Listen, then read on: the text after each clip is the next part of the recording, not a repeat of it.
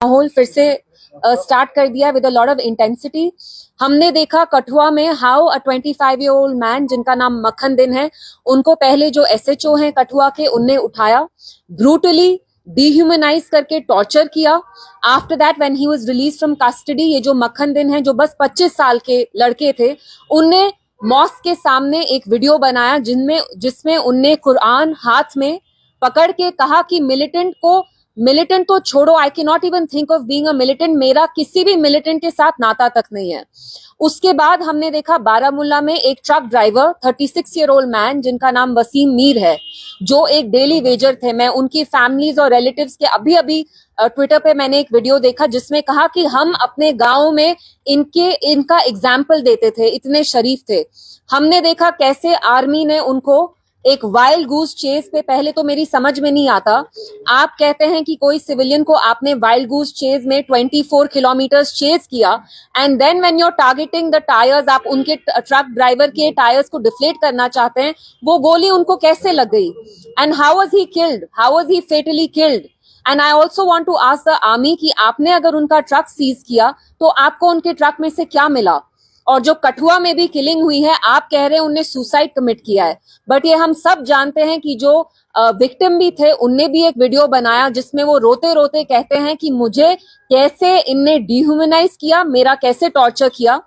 और मैं एक सवाल जो यहाँ की सरकार है, मैं उनसे भी पूछना चाहती हूँ कि हमने देखा जब 2024 में अक्टूबर में इलेक्शंस हुए, कैसे भारी अक्सरियत से जम्मू कश्मीर पूरे रीजन में आपको लोगों ने इतना बड़ा मैंडेट दिया, इतनी भारी अक्सरियत से आपको लोगों ने ये रिस्पॉन्सिबिलिटी समाई दी। आपको ये रिस्पॉन्सिबिलिटी लोगों ने आपको इसलिए दी क्योंकि उनको लगा पिछले 5-6 साल में, स्पेशली जब से आर्टिकल 370 हटा, यहाँ आर्म्ड फोर्सेस हैं या जो यहाँ ब्यूरोक्रेटिक रूल चल रहा है, कोई अकाउंटेबिलिटी नहीं है, ना लोगों की सेंस ऑफ सेफ्टी है, ना सिक्योरिटी है। मैं आज एनसी सरकार से पूछना चाहती हूँ कि आप लोगों के मुंह पे ताला क्यों है? अगर आप हमारे लोगों को sense of safety and security नहीं दे सकते तो आप कुर्सी पे क्यों आए हैं? क्योंकि जब एलजी साहब की यहाँ एडमिनिस्ट्रेशन थी तब भी सेम माहौल था, पकड़ धक्कड़ का माहौल था।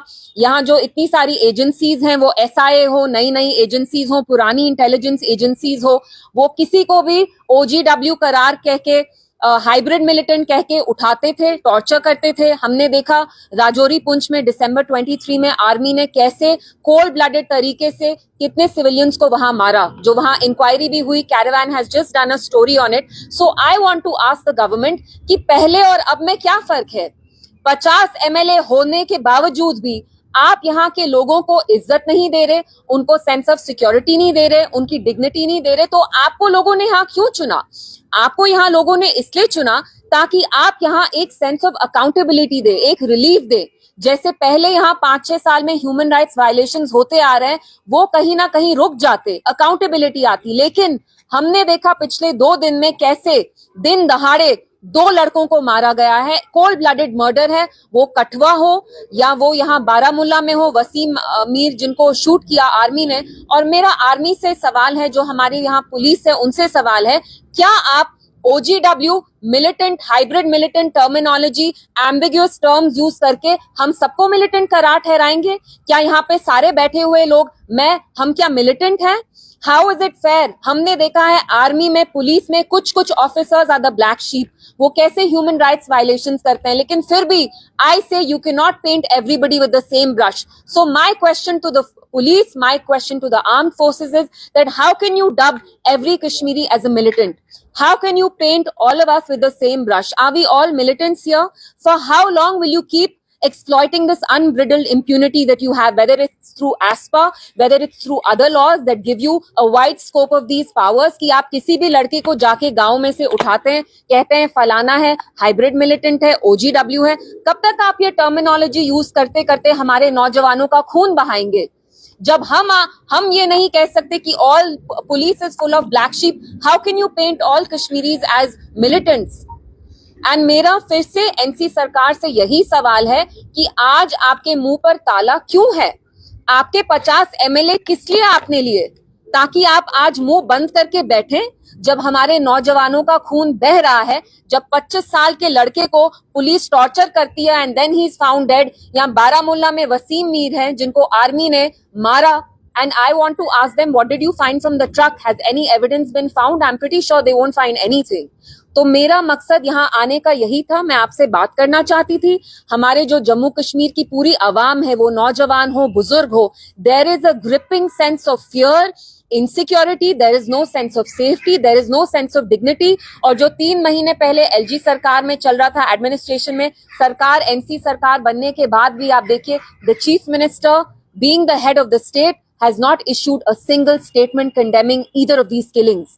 So I want to ask them, आपकी तो हिस्ट्री रही है एनसी की, जब से आप 40s में 1947 में NC has normalized every act of betrayal that has been heaped upon the people of Jammu and Kashmir. They have normalized everything. So today I want to ask you, why are you normalizing this? कुर्सी के लिए आप यहाँ के लोगों को कितना जलील करेंगे? पहले तो हमारा अपना प्राइम मिनिस्टर था, झंडा था, कानून थे, आईन था, आज देने को कुछ नहीं है। तो आपकी कॉन्शियंस जो इतनी सिलेक्टिव है, मैं एनसी से पूछना चाहती हूँ, कब तक आप ये करते रहेंगे? कब तक आप ये जो हर एक एक्ट ऑफ बिट्रेयल है, आप उसको नॉर्मलाइज करेंगे? क्योंकि आपको कुर्सी की ग्रीड है, you want to capture power at any at any expense. So my whole purpose of coming here was speaking to the press about these human rights violations, 2 very serious grave human rights violations that have happened within the span of 24 hours. And I want to make it very clear to the police and the armed forces, we are not here to impede or imperil your investigation in any case. We understand even you have a responsibility to protect, to uphold the law and order in Jammu and Kashmir. But at the same time, you cannot dub everybody as an OGW, you cannot dub everybody as a hybrid militant. यहाँ पे home ministry claim करती है कि normal सी, तो ये कैसी normal सी है कि आप हम सबको शक की निगाह से देखते हैं? आप कब तक हम सबको शक की निगाह से देखेंगे? आप तो कहते हैं 370 हटाने के बाद यहाँ इंटीग्रेशन हुआ, तो ये कौन सी इंटीग्रेशन है? इमोशनल इंटीग्रेशन कहाँ है जब आप हमें ऐसी गंदी शक की निगाह से देखते हैं? तो मैं यहाँ आके यही कुछ बातें आपसे करना चाहती हूँ।